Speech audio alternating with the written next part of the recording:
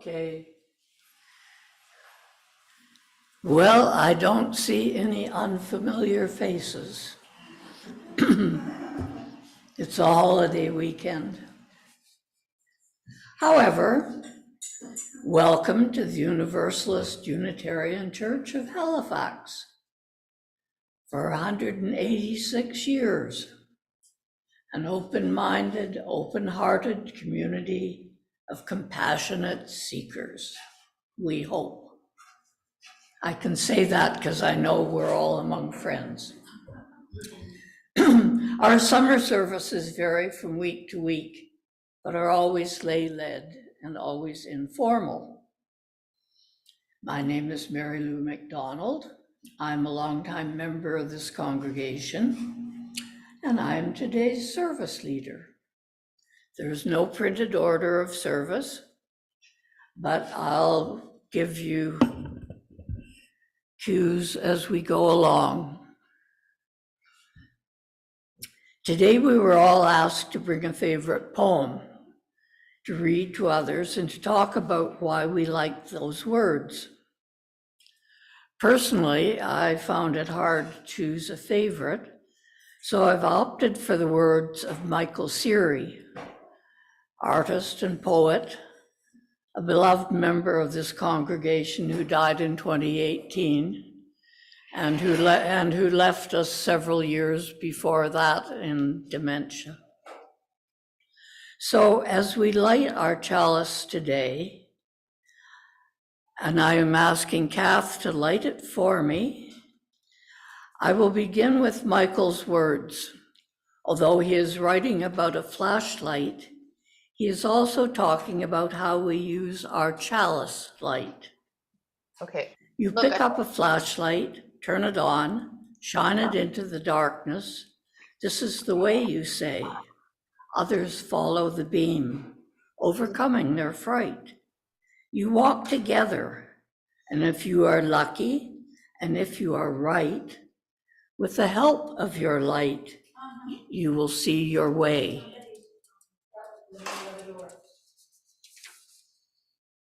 To finish. With the help of your light, you will see your way through the dark night.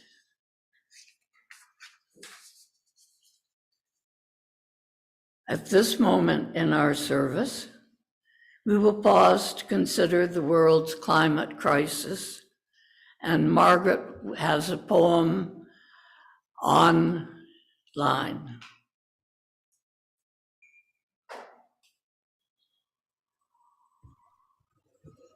Good morning, all. First, our land acknowledgement, as printed sometimes in our order of service. We are located in Mi'kma'ki, the unceded ancestral lands of the Mi'kmaq people. The peace and friendship treaties signed in this territory remind us that we are all treaty people. And then others have also raised awareness, and we all are very aware these days of our climate and how it's changing. And we have a poem I found in light of the themes of today, the poetry, written by an Indigenous woman, Joy Harjo, who has been well recognized, particularly throughout the United States, for her poetry, her music, the creativity of her life. She is a Cree from the southwest area of the U.S. Once the world was perfect. Once the world was perfect, and we were happy in that world. Then we took it for granted. Discontent began, a small rumble in the earthly mind. Then doubt pushed through with its spiked head, and once doubt ruptured the web, all manner of demon thoughts jumped through. We destroyed the world we had been given for inspiration, for life. Each stone of jealousy, each stone of fear, greed, envy, and hatred put out the light. No one was without a stone in his or her hand. There we were, right back where we had started. We were bumping into each other in the dark. And now we had no place to live, since we didn't know how to live with each other. Then one of the stumbling ones took pity on another and shared a blanket. A spark of kindness made a light. The light made an opening in the darkness. Everyone worked together to make a ladder. A Wind Clan person climbed out first into the next world, and then the other clans, the children of those clans, their children, and their children, all the way through time to now, into this morning light to you.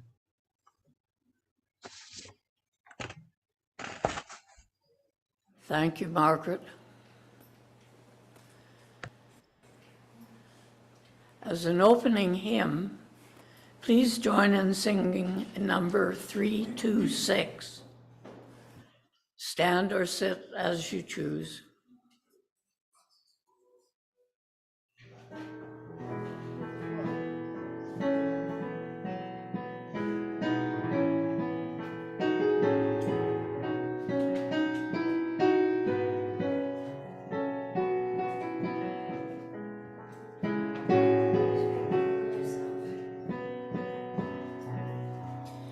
Let all the beauty we have known illuminate our hearts and minds. Rejoice in wonder daily shown, in faith and joy and love that binds.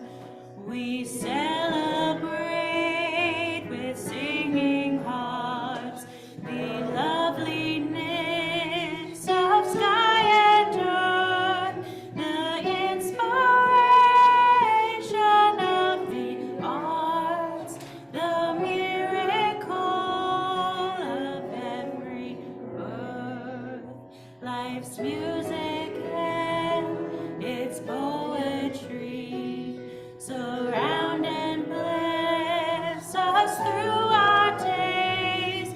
For these we sing in harmony, together giving thanks and praise.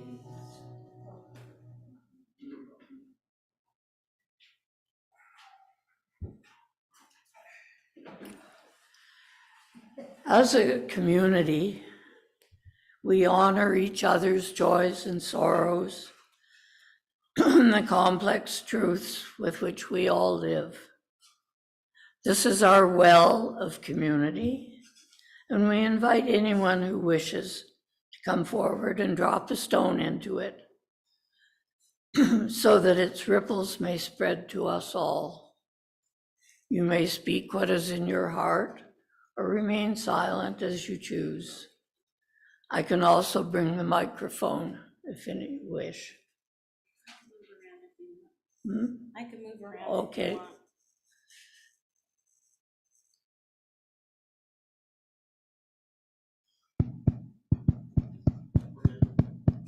want.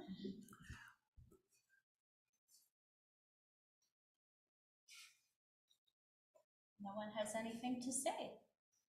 Well, we always honor the unspoken and unsaid joys and sorrows in the room and in our friends' lives. No. Okay, joy.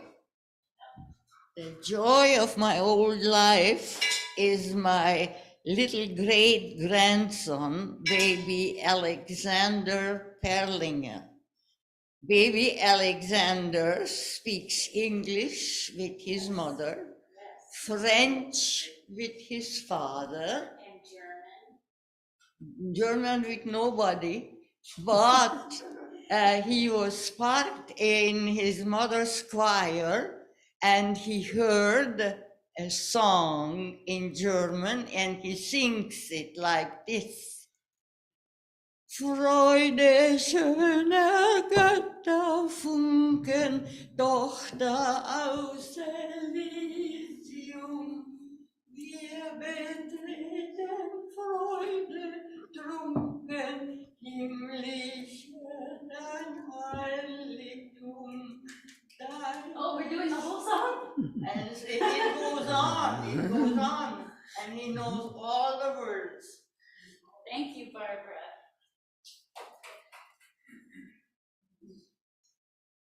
So, poems. They're part of our lives from infancy, starting with lullabies, nonsense rhymes, nursery rhymes. Children love the sound and rhythm of words. Poems pass through our lives as memory work, learned in school. Can anyone else recite along the line of smoky hills the crimson forest stands? If you were raised in Southern Ontario, in my day, that was school memory work. And I grew up in a flat part of Ontario, so smoky hills and things like that were not in my frame of reference. And then I was living in Ottawa, which is where Archibald Lampman was, the poet. And I looked out a high window in the fall one day, and damn it, there was the line of smoky hills with the crimson forest behind it. So it took about 40 years for that poem to really resonate. But different schools and different generations, we all have our school memory work. Poems get set to music, as in that first hymn. In fact, the words of most of our hymns are actually poems.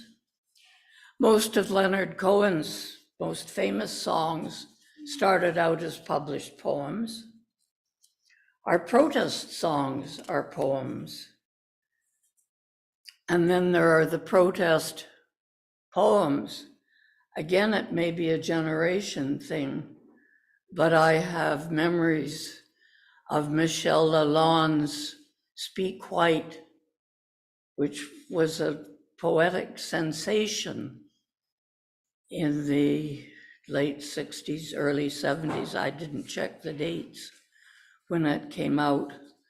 And Speak White was referring not to native languages, but to French. Poems catch our imagination and enter our souls. I will start us off with another of Michael's poems. Poems are made out of words, and they speak for themselves. Poets are collectors and arrangers of words. The poem itself is a population of words. Each poem is different from all others, just as each poet, and we are all poets. We each make these worlds of words, but the poems speak for themselves. The floor is now open. You can come to this microphone, or I can bring you the hand microphone. Jimmy? Okay. This all started a discussion he and I had about a 17th century English poet. So he's going to read it to us all. You're on.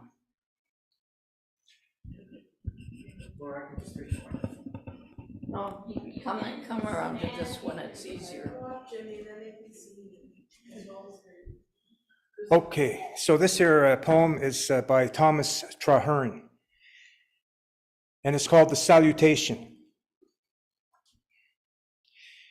These little limbs, these eyes and hands which here I find, these rosy cheeks wherewith my life begins, where have ye been behind? What curtain were ye from me hid so long? Where was, in what abyss, my speaking tongue, when silent I, so many thousand years, beneath the dust did in a chaos lie? How could I smiles or tears, or lips or hands or eyes or ears perceive? Welcome, ye treasures, which I now receive. I that so long was nothing from eternity, did little think such joys as ear or tongue to celebrate or see, such sounds to hear, such hands to feel, such feet beneath the skies on such a ground to meet. New burnished joys, yellow gold and pearls excel. Such sacred treasures are the limbs in boys, in which a soul doeth dwell. Their organized joints and blue veins more wealth include than all the world contains. From dust I rise, and out of nothing now awake. These brighter regions which salute mine eyes, a gift from God I take. The earth, the seas, the light, the day, the skies. The sun and stars are mine, if those I prize. Long time before I in my mother's womb was born, a God preparing did this glorious store. The world for me adorn. In this Eden so divine and fair, so wide and bright, I come his son and heir.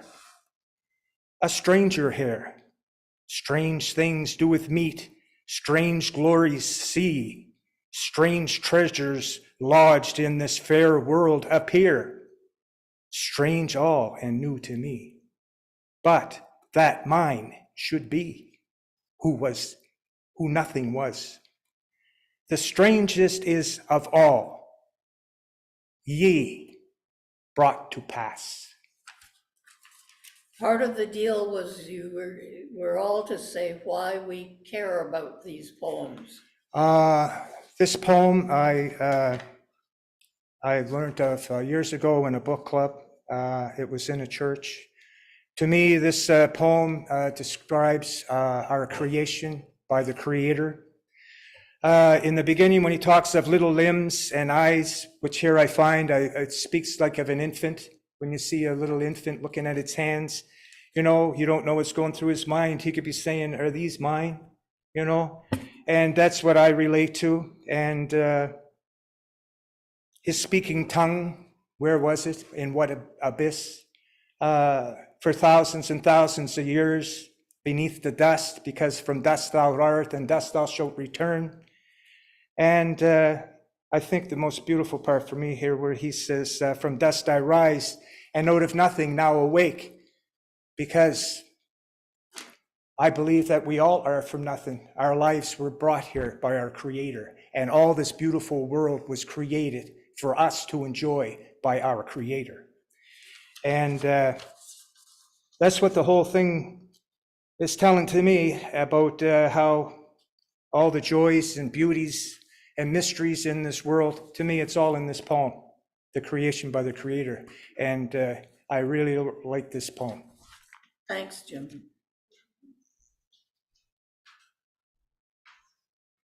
Irene, you want to come? Okay.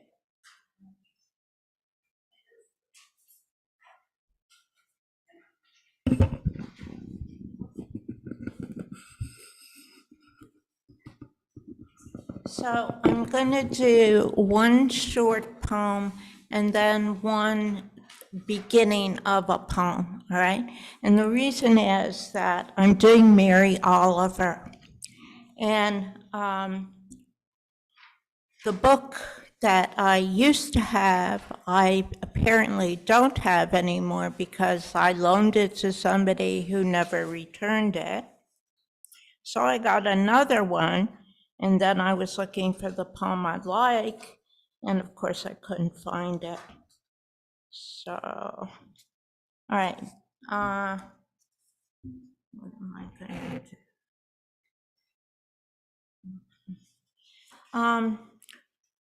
The first poem is that I like is very, can I find it anymore? Okay, I found it. No. Yes. All right. So an old member of our church, George Mierenfeld, let me pick berries one year. And he had a berry patch in the corner of his property that was about a quarter of the size of this room, right? It was just wonderful.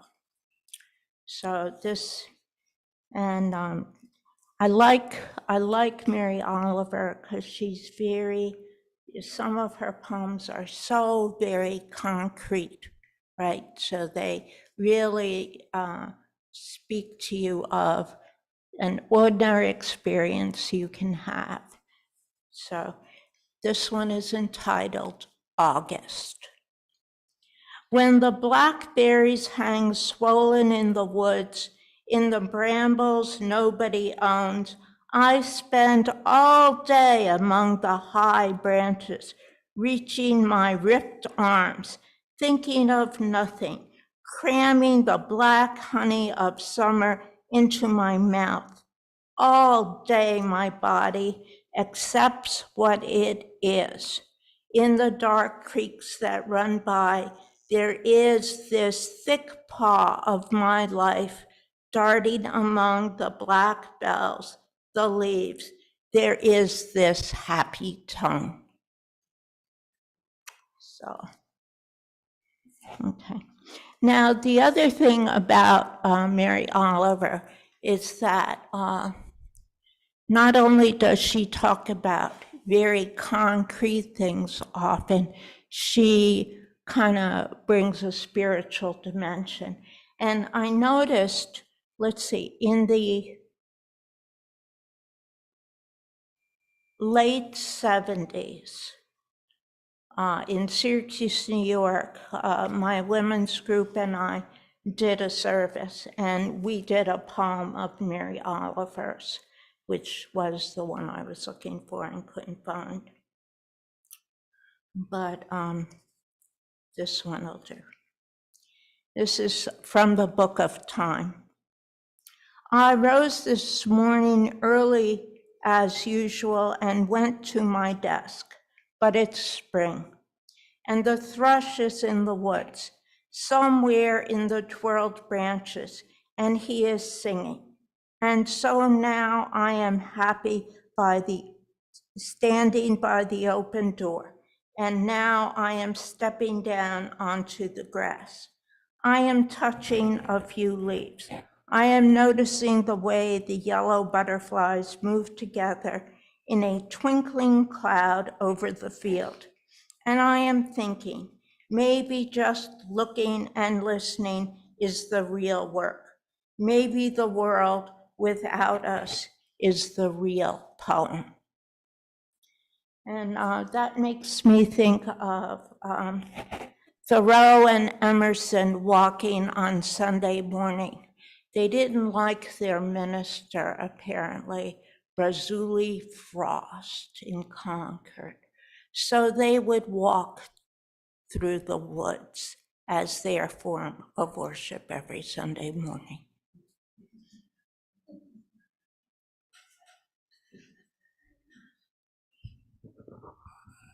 Thanks, Irene.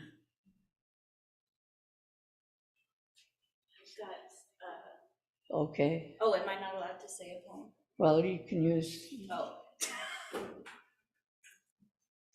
Hello. Some of you are going to know this, some of you will not. But rap can be poetry.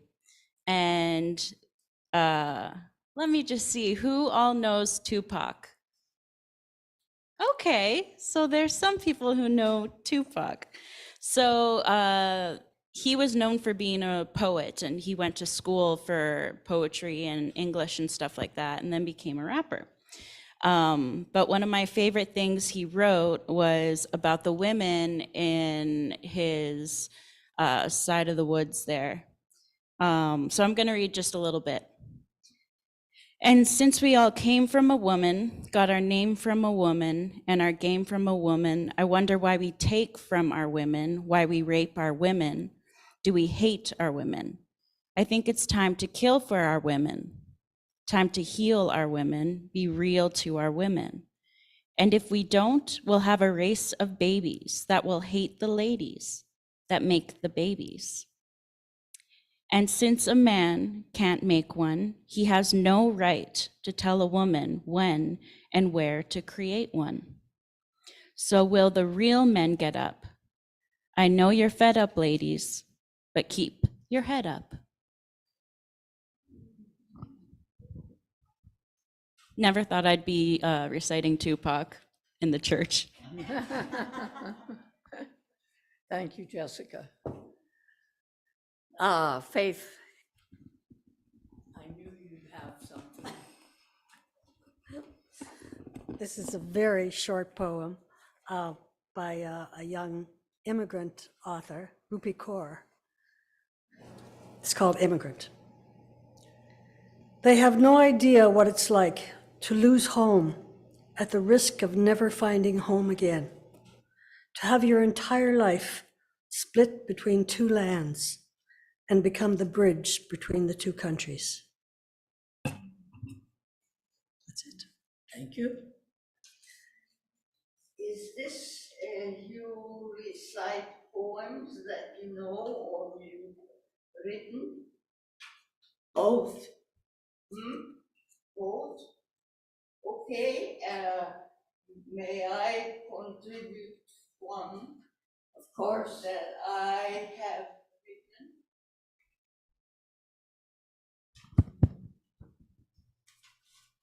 Okay. This title is Ave, A-V-E, atque is Latin for end, vale, V-A-L-E, hello and goodbye in plain English. Ave, a capital A, is a V turned upside down. I have barely arrived in this town and must leave by the end of the day. Here it's eternal spring, and the birds do not fly south, but follow their mysterious route to return where no birds sing. Thus V stands for flight of time, and wild geese in a darkening sky that spell vale, my friends, goodbye. I must leave you and leave but a rhyme.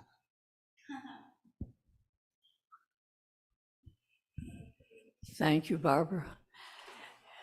I wouldn't dare recite any of the poems I ever wrote. I think they were they were published, but as a university student, I was just in love with words. And I look at them now and I wonder what the hell I meant. Pam, you said you had some.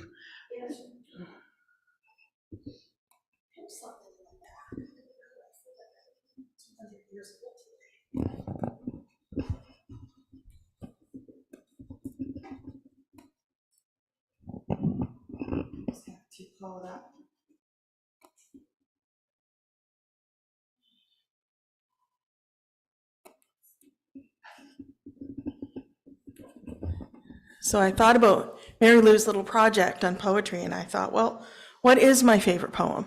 And I thought about it for a while, and then I realized that my favorite poem is actually a song by Leonard Cohen, which is so my favorite that I actually use part of it as my email signature. And I use it and I think of it often because I'm a very cynical, pessimistic person. And Leonard Cohen's a very pessimistic author. But this always gives me hope. The birds, they sang at the break of day. Start again, I heard them say. Don't dwell on what has passed away or what is yet to be. The wars, they will be fought again. The holy dove, she will be caught again. Bought and sold and bought again. The dove is never free. Ring the bells that can still ring. Forget your perfect offering. There is a crack in everything. That's how the light gets in. We asked for signs, the signs were sent. The birth betrayed, the marriage spent. Yeah, and the widowhood of every government. Signs for all to see. I can't run no more with that lawless crowd while the killers in high places say their prayers out loud. But they've summoned up a thundercloud. They're going to hear from me. Ring the bells that can still ring. Forget your perfect offering. There is a crack in everything. That's how the light gets in. You can add up the parts, but you won't have the sum. You can strike up the march. There is no drum. Every heart to love will come, but like a refugee. Ring the bells that can still ring. Forget your perfect offering. There is a crack in everything. That's how the light gets in. It's called Anthem.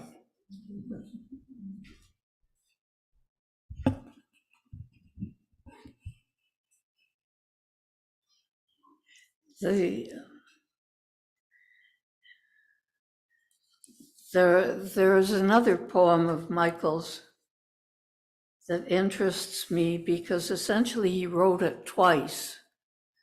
And the short version was on the memorial bit from his celebration of life, but I like the longer one better. Please think of me as a star in the sky. Pretend I am a waterfall. Imagine me as a brilliant thought you thought you had, but it went away. Think of these things. Please dream about me as you would imagine a petal in spring that falls so gently, so softly to earth from a fragrant tree, from its place, from its perch, to its place among things that endured and floated and settled down, and into their other home beneath the soft ground. Think of me, for if you do, I'll be alive. I will be a part of you. The beginning and the end of the two poems are the same, but that one is the longer version, and I like its ideas. If we have no other volunteers, as we wind down, let us pause for a moment of quiet reflection. Meditation, if you will. Silence is where meaning begins.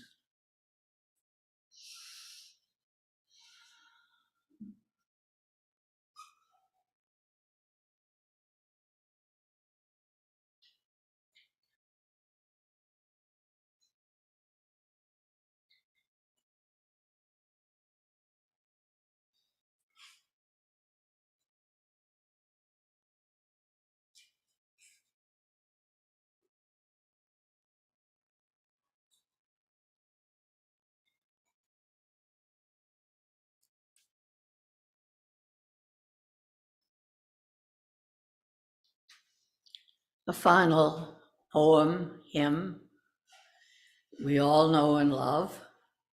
Blue Boat Home, number 1064 in this hymnal.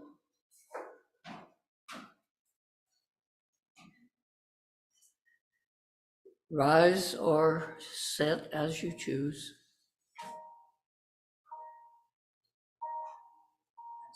Start. 1064.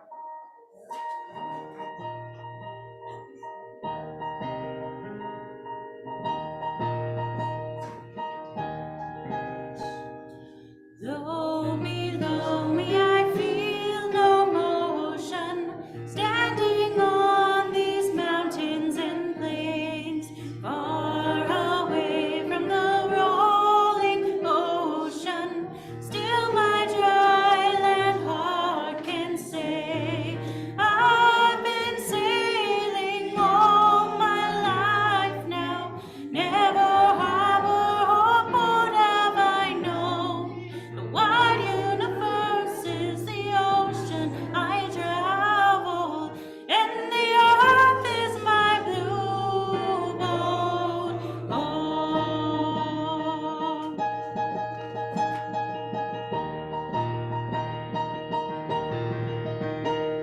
Sun my sail and moon my rudder, as I ply the starry seas, leaning over the edge in wonder, casting questions into the deep, drifting here with my ship's companions, all we kindred pilgrim souls, making our way by the light of the heavens in a beautiful blue boat home.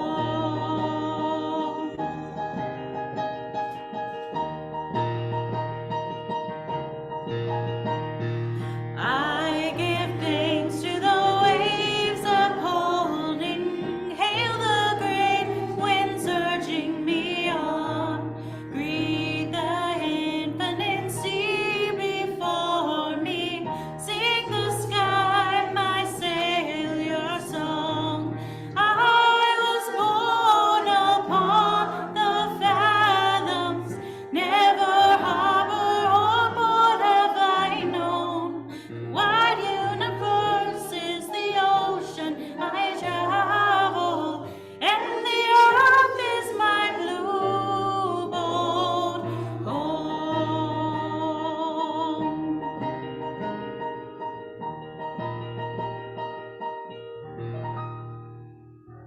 Thank you. Time for housekeeping.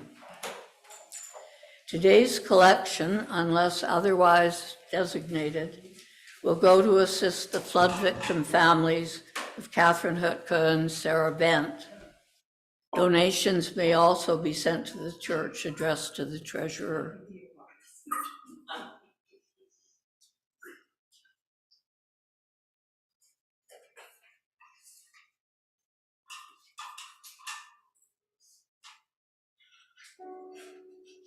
Are there any announcements?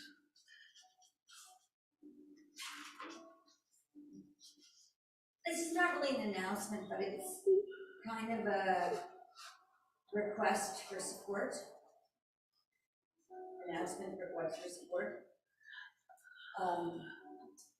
A year ago, I was caring for my grandmother and Rodney, and I was in a major car accident and wasn't able to. And anyway, my sister, through a circuitous thing that involved gossip about me being mentally ill from people in this church, my sister ended up taking my grandmother's power of attorney without her, that's not what Barbara wanted, and changing the locks at Barbara's residence where I had a lease and have been living for 10 years, and stealing everything I own, and I've been homeless for a year. And my grandmother's called James Morris several times to try to get this taken care of, because my grandmother wants me back in the house.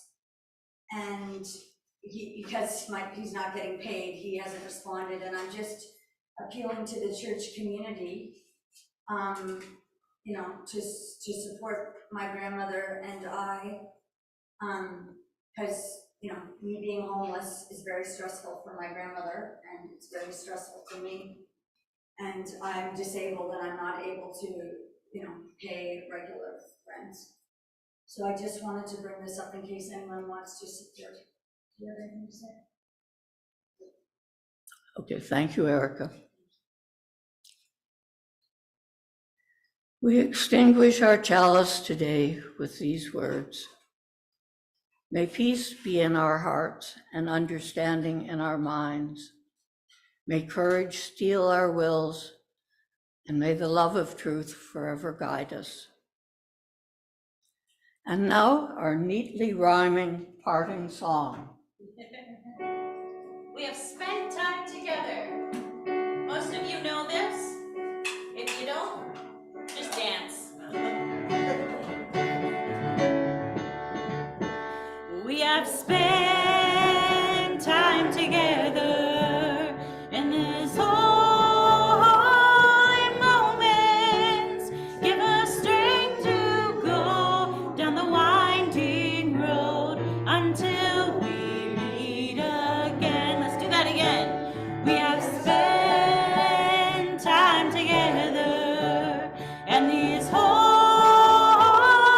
moments give us strength to go down the winding road until we meet again. And my prayer for you is a peace that's true until we meet again. Oh, you're getting good at that, everyone. And talking about peace, there's a rally at noon at the parade square today. Rally at noon at the parade square for peace in the world, or what? This is the anniversary of something.